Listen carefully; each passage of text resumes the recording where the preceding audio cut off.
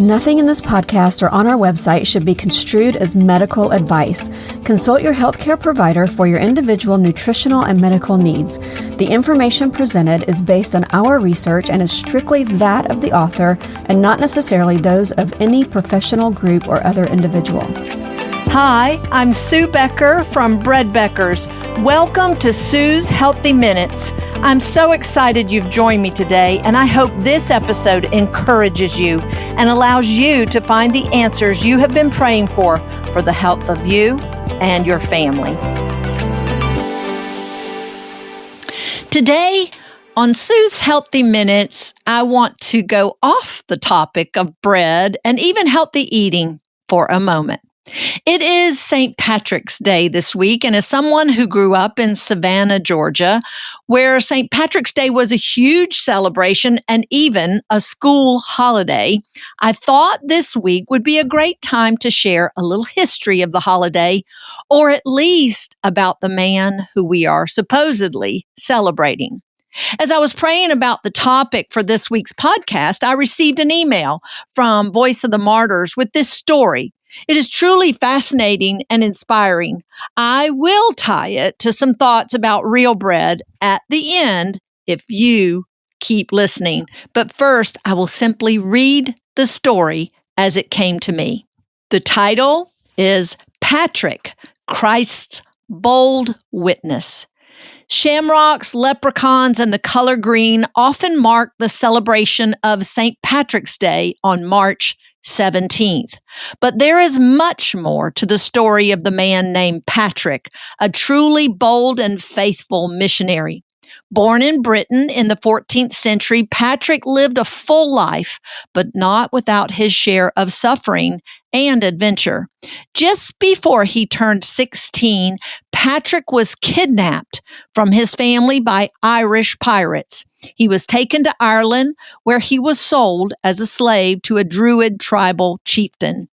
It was at this time that he came to faith in Christ. In his autobiography, Confessions, Patrick wrote, "The Lord opened my senses to my unbelief so that I might remember my many sins, and accordingly I might turn to the Lord my God with all my heart."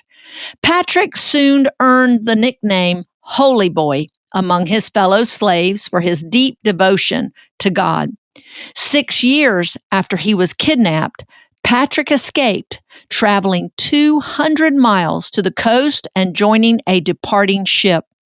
2 years later, Patrick finally returned to his homeland and to his parents. He began studying to become a priest until he had an unusual dream. He dreamed of a man carrying a letter with the words, "The voice of the Irish." Patrick seemed to hear the voices of the men he had worked with shouting, "Holy broth of a boy, we beg you, come back and walk once more among us."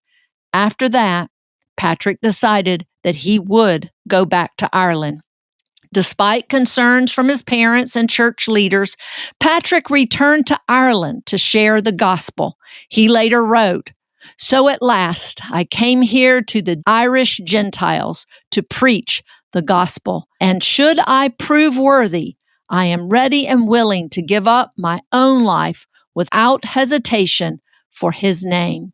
Patrick willingly became a slave of Christ, serving the barbaric nation. Patrick preached the gospel across Ireland and even to his former slave owner. He encountered much opposition, and there were many attempts on his life. He was even briefly enslaved again. Still, Patrick remained faithful and shared Christ until his death on March 17th in AD 461. Later, mythological Irish leprechauns and the shamrock would creep into these holiday celebrations. As I read this story today, I had to wonder how the celebration of this great witness for Jesus turned into shamrocks, leprechauns, dyeing everything green, including the Savannah River, and most usually lots of drinking and partying. In all my years of growing up and celebrating this school holiday with parades and fun, I do not think I was ever told of the real history of the day. As I considered this, my thoughts, of course, then turned to bread.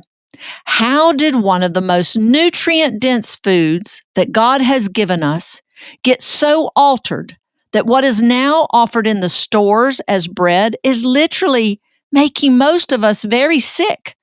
And how did I miss the truth of what was done to our bread in all my years of school and studies? How sad that today we are told that bread is bad, grains are making us fat, and that gluten is an evil demon that should be avoided at all cost.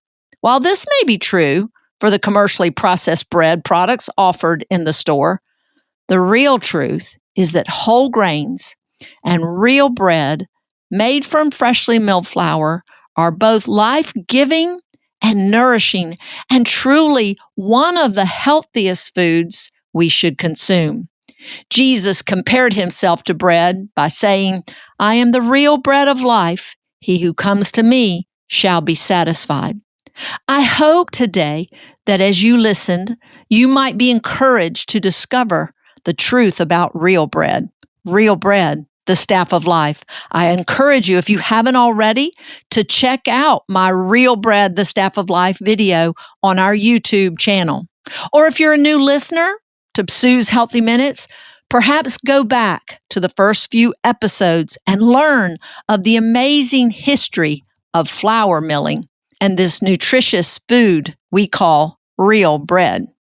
And as you join others in this journey, I pray that God will bless you with good health and strength as it has so many others. And today, I hope that the story of the real St. Patrick's courageous life will inspire you to stand firm in Christ as you tell others about the truly greatest gift we have ever been given, salvation through Jesus Christ, the real bread of life. Until next time, this is Sue Becker from Bread Beckers with Sue's Healthy Minutes.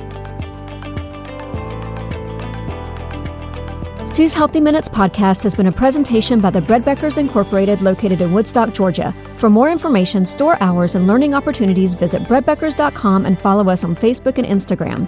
Make sure to subscribe to this podcast and never miss an episode. Share this with 2 friends who would benefit from this information, and be sure to join us again next week for more of Sue's Healthy Minutes.